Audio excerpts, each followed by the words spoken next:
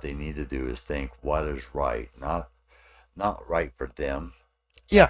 I think they need to do what is right for Oregon. Right about there. Let me start that over. Damn it, Dylan! Pay attention. Are you ready? Let's do this! Welcome back to Uncommon Sense, everyone. I'm your uncommon host, Billy the Kid, and you're at the most uncommon place on the internet. That's right. I'm Uncommon Butch, and we're here in the Uncommon Chat. And we have... Dun dun dun dun... John Hancock with us. Alright, so today we're going to be talking about... Gubernatorial Election. I love that it's called gubernatorial. Yeah. I always think of peanuts. It's what I call my kids, too. These are goobers. A couple of goobs. Yeah, anyway. Yeah, the gubernatorial races. The race to see who's going to be a governor. So the Oregon gubernatorial race. Or election. This one here says May 17th Democratic primary. 15 candidates running in the May 17th Democratic primary for Oregon. Incumbent Kate Brown is term limited and cannot run for re-election. Thank the gods. Yes. Yeah, so those dirty Democrats, they have 15 runners. It says Tina Kotek and Tobias Reed have led in fundraising and noteworthy endorsements. I want to say something really quick. Even with the Republican candidates, it drives me nuts how much they talk about how much money they raised. Right. Like that. Like whoever raises the most money wins. Which actually is why I betted that Donald Trump was going to win in 2016. Why is that? Because he had the most money. Right. I'm like, it's just a money race, you guys. Donald Trump's going to win anyway. Besides, somebody likes Hillary. She's corrupt. Yeah. Oh, how dare you say that? Get over your damn self. Well, we will show facts that will show corruption. How about the news? Even if you watch CNN. They destroyed BlackBerries with hammers in the State Department. That's not what won the presidency. Actually, and by the way, Evan, and hold by on. the way, Can you fact check that? Hang on, Evan Perez. Hammers, fact check that for me, please, on the fly. Yes, they did, Brooke. They did. There's plenty of proof of how corrupt Hillary is. Hillary alone. Yes. Even without Bill. In fact, she's probably actually more corrupt than Bill. Yeah. Bill's just He's a simp. Really. Yeah. He totally simps for Hillary. Anyways, including Kate Brown, Oregon's last 5 governors have been Democrats. Yeah. The state's last Republican governor, Victor G. Atier, was that how you say his name? I believe so. Served from 79 to 1987. Yep. Yeah, so I was 1 when he went out of office. I have never known anything but Democratic governors in Oregon. I actually to the Marine Corps when he was still in office. Because I signed up in 85 and didn't go in until 86.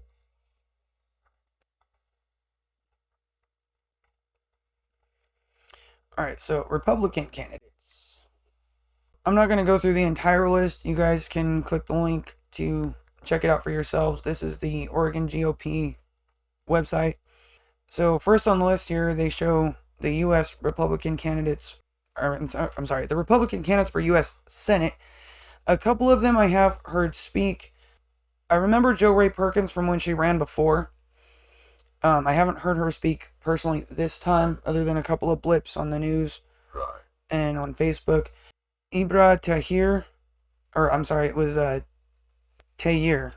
That's right. It was like Taylor without the L. He said, so Ibra Tahir. I think he's got a good heart, but I don't know. To me, he seemed a little bit naive. Right. You know, and I think that comes with his age. He's only 33 or something like that. Yeah, I think. Yeah, he was born in 89. So, Sam Palmer seemed all right. I liked a lot of what he had to say. But I also liked what Darren Harbeck had to say too. So I'm kind of fluctuating between those two, to be honest, right now. Right. But their information will be on here. And then we got the congressional Republican candidates. There's a lot of those. But we're going to talk gubernatorial Republican candidates. So, I don't know much about Raymond Baldwin. In fact, there's a lot of them I don't know much about. That's because Christine Drazen was the one I was thinking of earlier. That you and I, when we were talking. From what I have read about her, she wasn't willing to stand with the rest of them.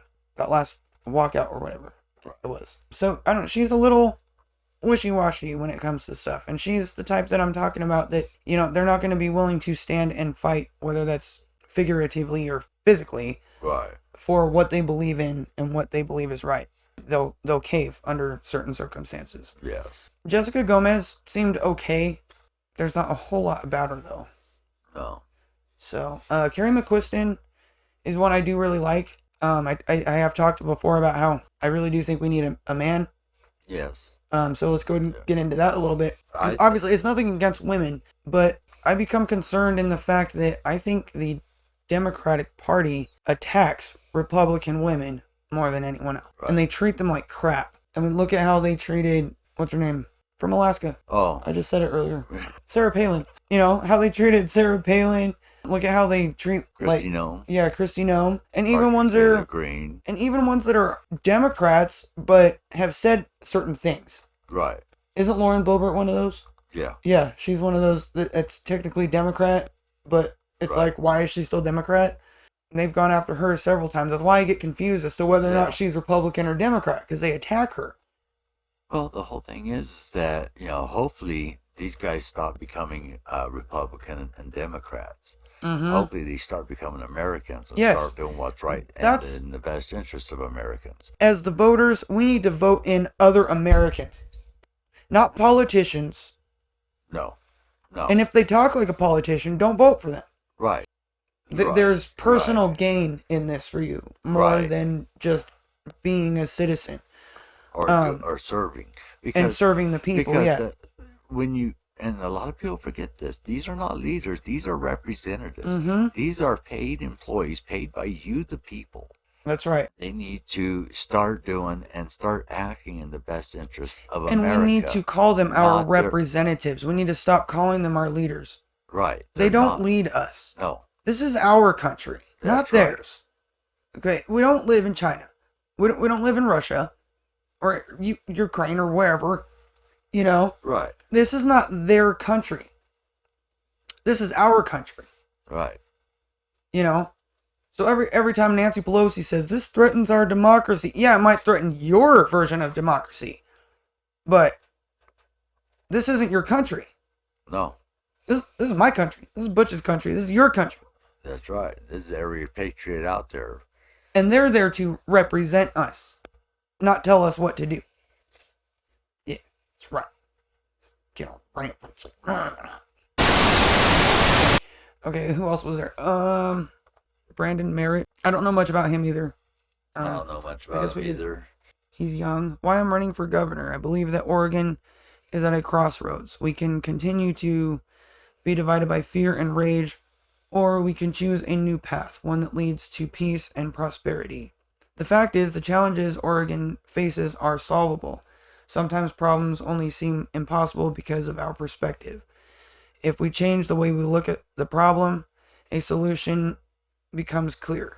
I will bring that new perspective to the challenges we face. I like it. I like what he's saying. However, I don't like what he's saying because I see what you're saying because I like what you're saying, but it was worded so that I would like what you say.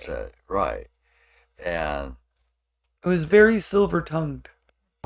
He wants to look at it from a different perspective. Well, you know, that's your perspective. That's not the people's perspective. And, you know, that tells me that you're just going to bend at the whim. So it makes it a little iffy. Yeah. One I do kind of want to dog on a little bit is Bud Pierce. He's ran several times. Right. He ain't said anything that was worth anything. And then when you read about what he has to say on his website and whatever, it's all about like his personal life.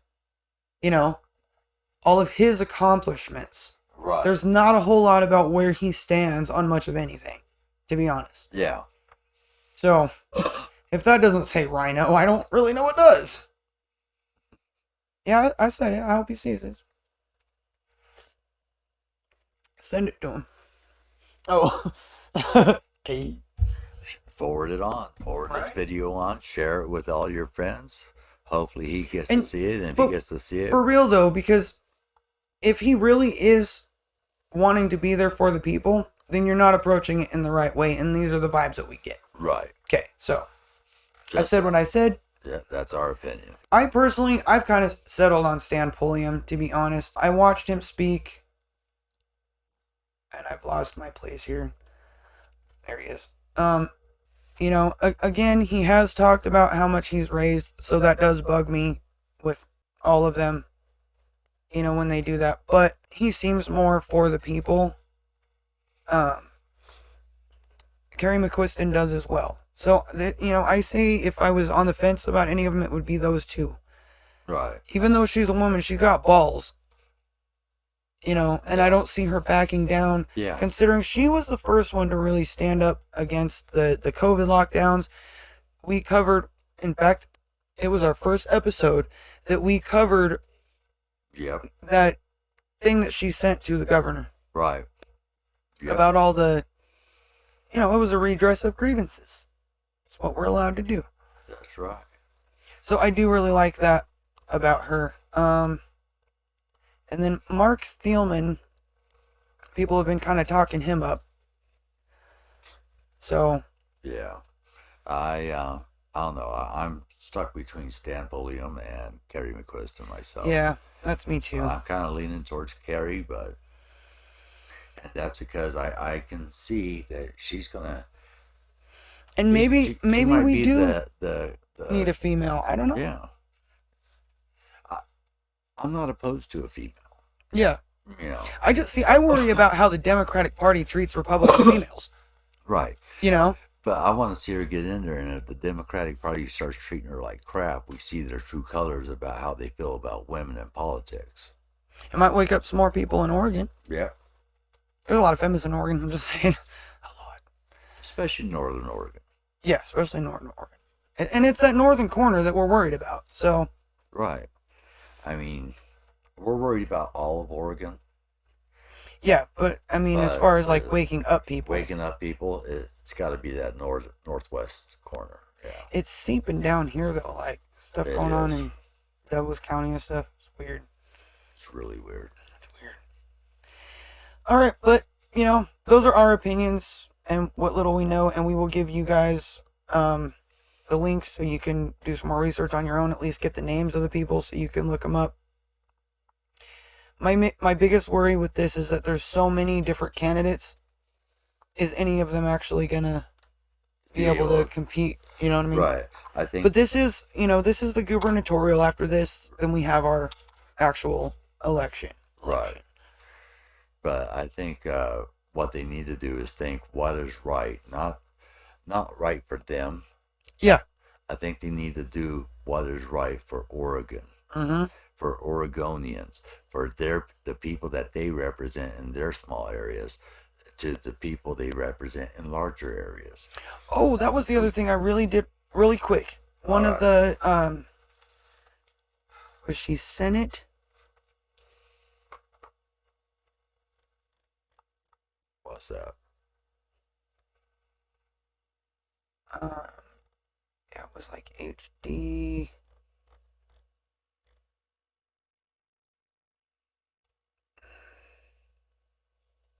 Emily McIntyre. That was her name. Okay. And it doesn't even have where you can click on her name on here. That means she doesn't have a website available. Or they don't have the information on their site or something like that. And she might not have a website yet. Because this was kind of a last minute thing. And it's kind of weird. Something that Kate Brown did and made a new district. But we can't vote for her because we're on the wrong side of the highway. Yeah. Basically. But look her up, and if you're in her district, she is definitely someone to look into. I got to watch her speak, and she's for the people, and she's for the parents. Definitely. She is definitely for the parents. And that's what we And need. I would say that was her number one concern, probably, was, representing parents in her district. But yeah, okay, I think that wraps it up for that. With that, we're signing off. We'll see you next time. Patriots, we love you.